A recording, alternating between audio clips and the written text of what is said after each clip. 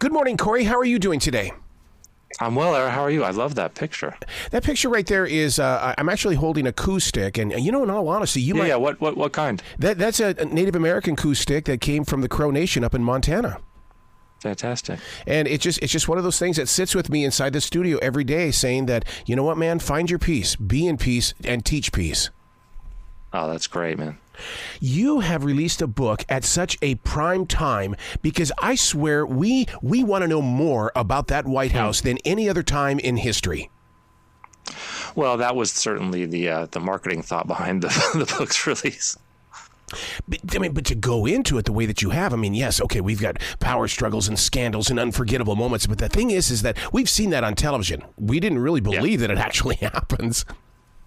Yeah, and I mean, it's a gripping title in that way. But the thing for me, once I delved into the history, is just, every story we covered in the book and many others that we could have covered, I was just struck by the sheer sort of humanness of it, because the White House and what it represents and these presidents are sort of etched in stone in a lot of ways, whether positive or negative. But when you really delve in and sort of do the blow by blow and uncover this vivid detail of the stories, it's just people dealing with circumstances that, if they weren't within those White House walls, almost no human on earth would deal with. So when you see that the context of being an occupant of the White House suddenly puts you in these extraordinary circumstances, not always, serious, some of them are ridiculous. But either way, it's just this, 4 to 8 years in which you're experiencing things that no one else could ever possibly experience. But really living that blow by blow, as I did the research and writing, is what made the book,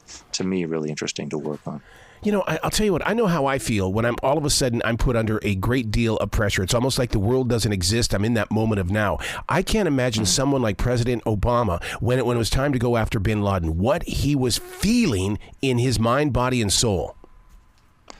It is hard to imagine, and a lot of the onlookers remarked later that the other incredible thing is that as the raid was occurring, or right before the raid was occurring, he went and did the White House Correspondents' Dinner, and stood up on stage and just sort of made jokes, did stand up, and the fact that he could have compartmentalized to the extent that he could do that while giving no sign of what was about to unfold is, people just found it remarkable. That photograph of everybody inside that room to this day lives inside my imagination, and I think that could be one of the things that draws me to this book, is that I want to know about other moments inside that White House. Mm-hmm. Yeah, that photo is interesting, by the way. I didn't realize that it was taken right at the moment when they didn't have a very good feed of what was going on. It was sort of grainy and dark. And, as people might remember, one of the helicopters actually crashed, although it turns out it was an intentional crash. So they had just seen the helicopter crash, had no idea what was going on. And so part of the reason they looked so incredibly tense is because they feared disaster was about to unfold. Yeah, because so many of us lived that moment with Jimmy Carter when it came to Iran. Right. Wow. So when I think of the White House, I guess I'm just one of the lazy Americans. I always think of only the Oval Office. I mean, there's so much to that building that we don't know about. Yeah, there's the whole West Wing, which is the sort of workspace of it, which wasn't there originally. And then most importantly for the occupants, there's the living quarters upstairs, which are very sort of intimate, and a lot of people remark on it's actually a surprisingly small space based on what they think it would look like from the outside.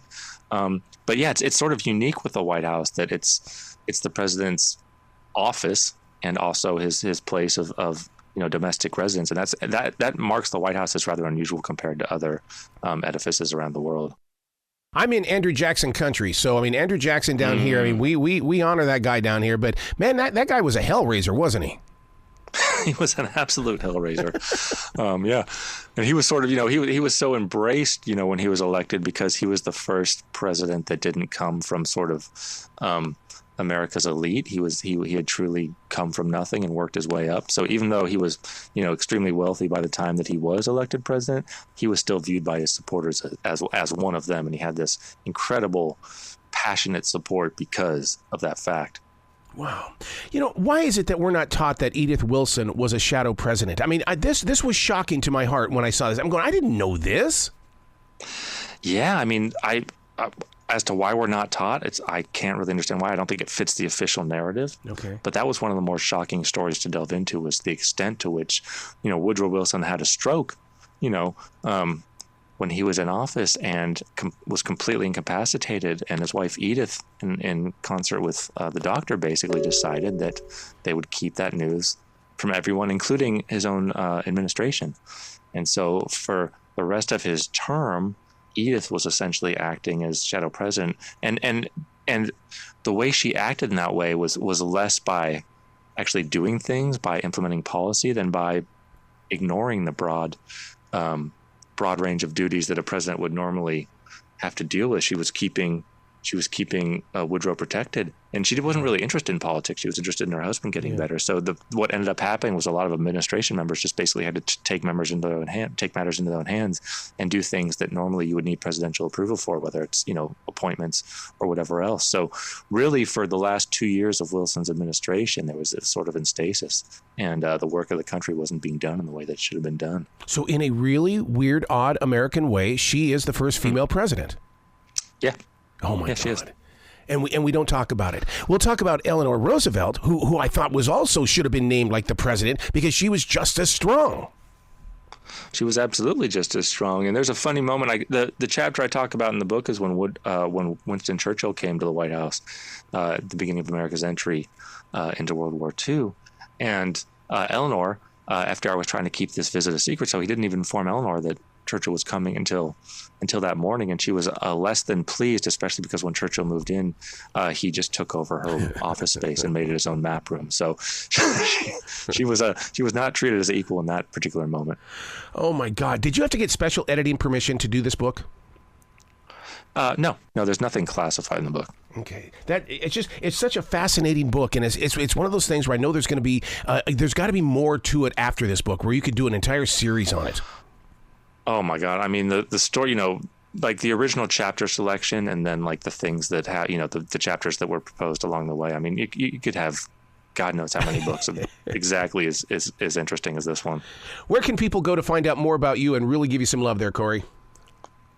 Well, if they want to email me, they can email my Baruch email account, which is on the web. Otherwise, you can look on my Amazon page. I love it. Please come back to the show anytime in the future. The door is always going to be open for you, sir. Hey, I really appreciate that, Errol. Thank you so much. Will you be brilliant, okay?